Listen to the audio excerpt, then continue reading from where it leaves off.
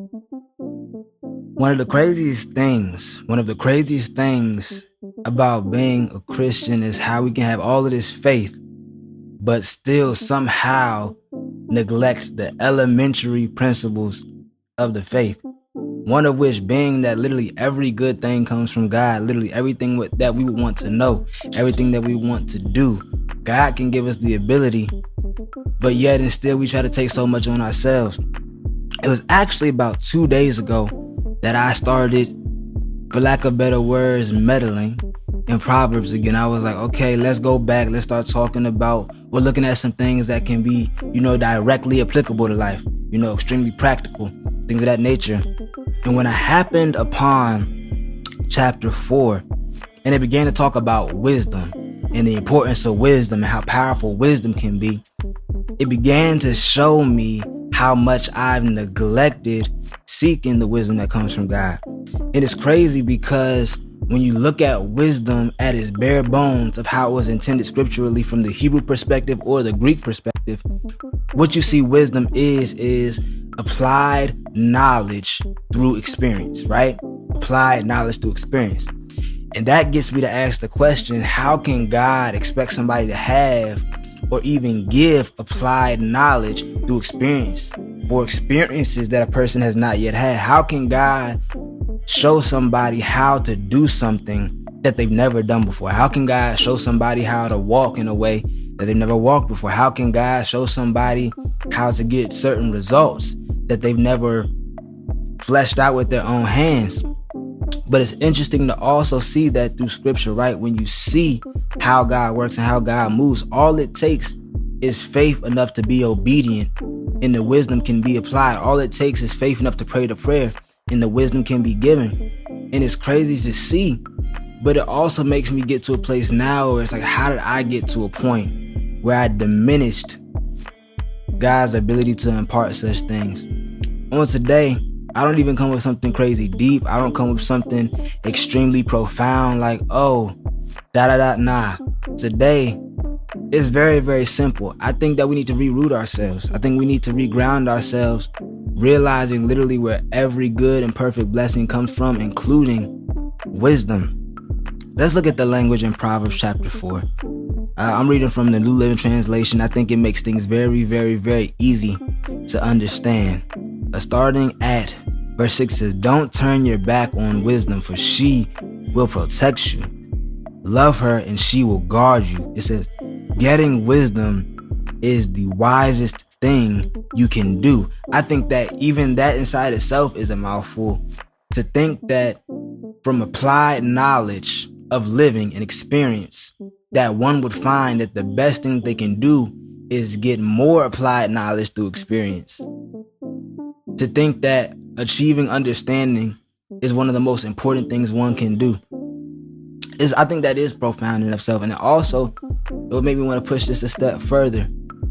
Why do we decide so many times to continue to, run trial and error when there's so many things at our fingertips? We can either study the scripture to find those things spiritually that we may be lacking. We can ask somebody who's already achieved the thing that we're trying to achieve to give us tutelage, to try to give us mentorship, to try to give us the answers. All day long, individuals are having conversations and we're listening, and we never humble ourselves to think, what don't I know? We never humble ourselves to think, what can I learn from this person or that person? We never humble ourselves to say, okay, what can I glean from the scriptures today that I didn't have yesterday? It's like we sometimes get on I won't call it a high horse, but sometimes we can get so wrapped up in life and in ourselves and in our thoughts and in our desires and in our wants and in our routines that we forget how much we are lacking, not in blessings, but in just wisdom and just understanding. It's like we get so comfortable and would rather live in the fantasies of our mind and live in the ups and downs of our own thoughts and our preferences and what we think. And we forget that in a very real way, there's true, factual, valid, solid understanding that God has that we could have, that he gives freely. He puts the scriptures in our pathway. He puts people in our pathway. Things are imparted through the Spirit. All of these things, but we neglect it for why? Because we forget that a wise person is going to seek out these things from God, because we forget that a person who is truly wise is going to yearn for the understanding that God can provide. And so within that thought today, I would like to first let you know that if you have been distracted, I'd like to let you know that if you have been a little bit off your game, off your path, that it's never too late to get back on. I'm talking to myself right now. It's so easy to get wrapped up in trying to get some more money. It's so easy to get wrapped up in your relationships. It's so easy to get wrapped up in your family business. It's so easy to get wrapped up in work. It's so easy to get wrapped up in life to the point you forget who's actually giving you life. And so if you've been too caught in the hustle and bustle to recenter, this is your time now to recenter. And then once you get back centered, start looking for that understanding. Start asking those questions why, and letting God give you those answers. Start asking God not what's the best way to do this from a carnal standpoint, but what's the best way to go about this from your standpoint? What's the best way for me to love my family and friends the way I should from your standpoint? What's the best way for me to build a successful business from your standpoint? What's the best way for me to be the best servant I could possibly be from your standpoint? What's the way that I can work on myself and become more like your son Jesus from your standpoint?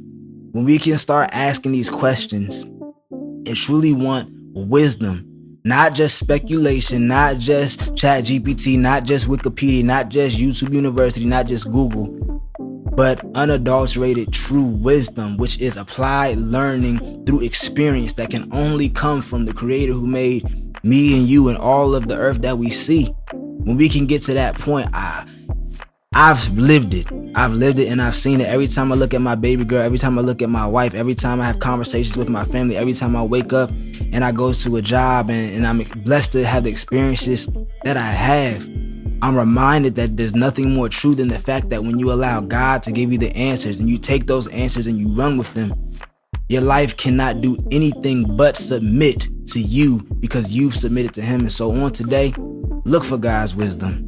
Look for God's wisdom. Seek it. And when you have it, hold on to it and protect it as though it is the most valuable thing that you could have ever taken possession of.